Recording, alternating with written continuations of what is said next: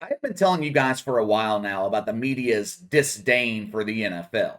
You compare media coverage between the NFL and the NBA, the scales of balance aren't even close. The NBA receives more favorable media coverage than any sport in America. Rarely do we see negative press involving the NBA, at least in the mainstream media. But the NFL gets beaten over and over and over again by the media, and it pisses them off to no end because no matter how bad a light they try to paint the NFL in, their negative coverage has absolutely no impact on the popularity of the league. The media is only as effective as we allow them to be. CNN, for example. CNN airs live programming almost 24 hours a day, every day, 7 days a week. But they have no impact on the culture because no one's watching. Ratings for CNN are down 90%. They are begging for Donald Trump to run for president again and to win in 2024. The past 10 years, the media has been on a crusade to take down the NFL. We saw another example of this yesterday in the New York Times. We're going to get to that in just a second. First, let's go ahead and get into playoff ratings for this past weekend, and you'll see just how little impact negative media coverage is having on the NFL. Let's start with Raiders Bengals on Saturday afternoon. 28 million, up 16% over last year, 5% over 2020. Patriots Bills, 26.4 million, up 23% over last year, down 16% over 2020. Now, that 2020 game that they were going up against, that was Titans Patriots when Tennessee pulled the upset in New England. It was a much closer game than what we saw Saturday night. Eagles Bucks, well over 30 million. It was Fox's most watched wild card game since 2018. Niners Cowboys. This was massive for the NFL and CBS. The game peaked at 50 million, averaged over 40 million. It was the most watched program on television since the Super Bowl last year and up double digits over the last 2 years. Moving on, Steelers Chiefs Sunday night, nearly 29 million, up 17%. Now, as you can see, Wild Card Weekend was a rating smash for the NFL and their television partners. The league is on fire right now. It's recapturing the popularity we saw before Colin Kaepernick traded in his helmet for a set of knee pads. The NFL is so popular right now, the competition on TV has just given up trying to compete. No one wants to go against the NFL. The NBA, they moved their traditional Thursday night doubleheader on TNT to Tuesday nights during the fall. They didn't want to compete against Thursday night football. The Grammys. The Grammys were originally scheduled to air on January 30th. They announced yesterday they were just going to move that on to April 3rd. They claimed it was because of the COVID, but that's bullshit. January 30th, that is championship weekend in the NFL. The Grammys have been dying a slow, painful death in the ratings for years now. No one's watching. And they knew that they would get dominated by the NFL in January, early February, and then they would get thrashed by college basketball afterwards, especially in March. The NFL is untouchable right now. But if you listen to the media, if you trusted the media, which very few people do, but if you trusted the media, you would refuse to watch this dangerous and racist league.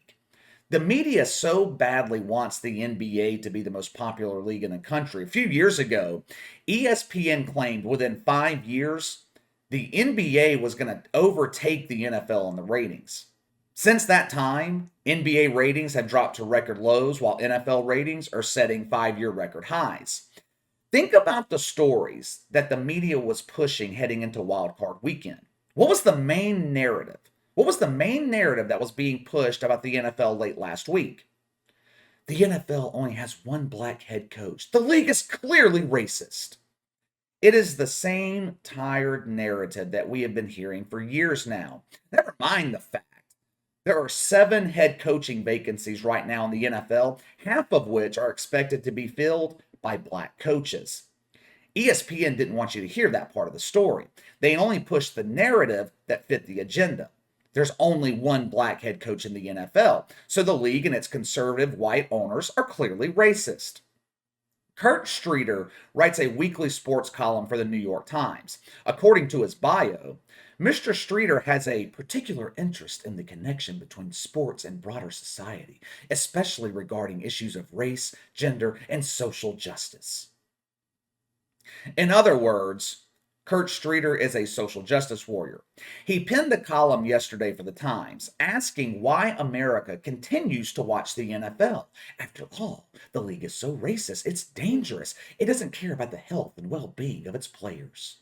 Not one time throughout this article did Kurt Streeter mention the fact that the NFL has created more black millionaires than anyone else. He was too busy pointing out what he called your concerns. Your concerns with the NFL.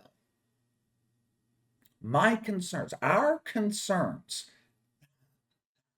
The only people concerned about the NFL are guys like Kurt Streeter in the mainstream media and their virgin friends on Twitter. The rest of us don't give a shit. We just want to watch great football. He falls back on the same tired narrative that the NFL is just too violent. It promotes violence throughout the culture. You know, it's strange. The only time I see the media complaining about violence on television is the NFL. That's the only time they complain about it. I didn't hear them complaining about Breaking Bad being too violent. It was the exact opposite. The show was critically acclaimed. The media loved it. The Sopranos, Narcos, Goodfellas, Casino, any Martin Scorsese film. Martin Scorsese is a media hero, but he produces graphically violent films. How is that acceptable? But the NFL is too violent. Kurt Streeter continues. He falls back on another tired narrative regarding the NFL. All the owners are white, those evil white owners profiting off minority players. Have you ever noticed the media rarely talks about the race of NBA owners? You ever notice that?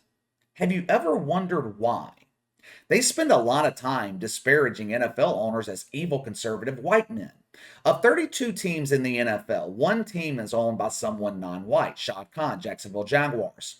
Now, you know how many NBA teams are owned by an African American? One, Michael Jordan, Charlotte Hornets.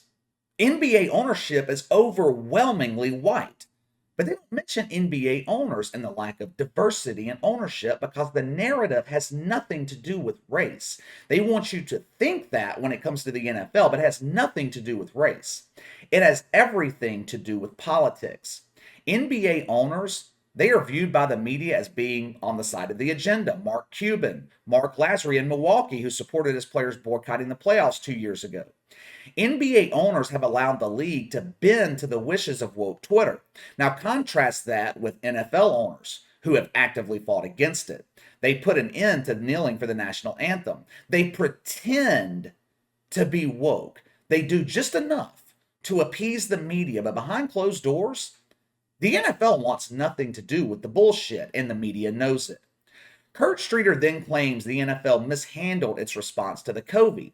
Now, he doesn't provide any evidence, any details as to how they mishandled it. He just says it was mishandled, which is par for the course. The media throwing out a baseless claim and not backing it up with evidence. But what did you want them to do?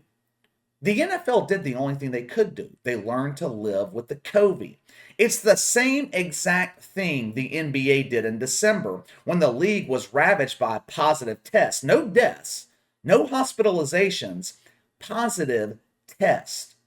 Now, the NBA gets praised for their response, the NFL gets criticized. I do want to give Kurt Streeter credit for one thing because he did explain why the NFL is exploding in popularity, and he was right. The NFL gives people something that the NBA, Major League Baseball, the NFL give people something that no other league is capable of giving. The NFL unifies people. When I was at Kilroy's in Indianapolis last week or the week before last, the place was packed with people from different backgrounds, different political leanings, white, black, Hispanic, Asian, all of us, watching the NFL. Anytime a big play happened, people were celebrating with complete and total strangers. The NBA doesn't do that for people. Kurt Streeter talked about how the NFL has brought he and his son closer together. He talked about how the NFL was a bonding mechanism for he and his own father. The NFL unites people while the NBA divides us. The media can't stand the fact that the NFL unites us because they need to keep everyone divided. We talked about this the other day. The power brokers in this country, politicians, big business leaders, big media, they need the country divided to obtain and maintain their power. And last but not least, Kurt Streeter, another tired narrative when it comes to the NFL, concussions and CTE. Look, we all know football can be dangerous. Players going into the NFL, they know the dangers of football. It's not like it's a hidden secret. But the NFL's done all they can do to make the game as safe as possible. It's not like they're being negligent. Kurt Streeter brings up Steve McMichael. He mentions Jim McMahon. Jim McMahon is a shell of his former self. He suffers from dementia. At 53 years old, Jim McMahon was thought to have early stages of dementia. 2 years later, graduated with a bachelor's degree from BYU. He's 62 years old today, and by his own admission, he's living a great life. He then brings up Kenny Stabler. He told his son that Kenny Stabler died far too young and he had a brain injury. This is an old school media trick, only giving you part of the truth. Yes, Kenny Stabler did have brain problems, but he died at 69 years old from colon cancer. And I'll be upfront, after his death, it was discovered that he did have CTE. However, the media never mentions the vast majority of former NFL players that lead long, successful lives after their retirement. Mike Ditka, 82 years old, still living. Jim Brown, 85, still living. O.J. Simpson, 74, still living. None with any reports of brain problems. And I could go on and on to that list. Like I said, the media is on a crusade to take down the NFL. They cover up the fact that NBA ratings are in the shitter, and they do everything in their power to portray the NFL as this evil organization run by white men, exploiting black men for profit. It chaps their ass when they have absolutely no influence over the rest of us. The more negative they are, the higher ratings seem to go. The media knows nothing they can say or expose will hurt the NFL. They thought the John Gruden story would have a negative impact. They kept that story alive for weeks. They beat it over our heads. NFL ratings went up. They will continue to do everything in their power to taint the perception of the NFL, and they'll continue to fail. All right, let me know what you guys think. Give me your thoughts on the massive NFL ratings for Wild Card Weekend and the media's crusade to take down the league. Sound off in the comments below. Make sure to like and subscribe. Click the notification bell to receive all notifications from the channel. Best way to contact me is by email at btlkc84@gmail.com, KC_BTL84 on Twitter. I'll see you guys later.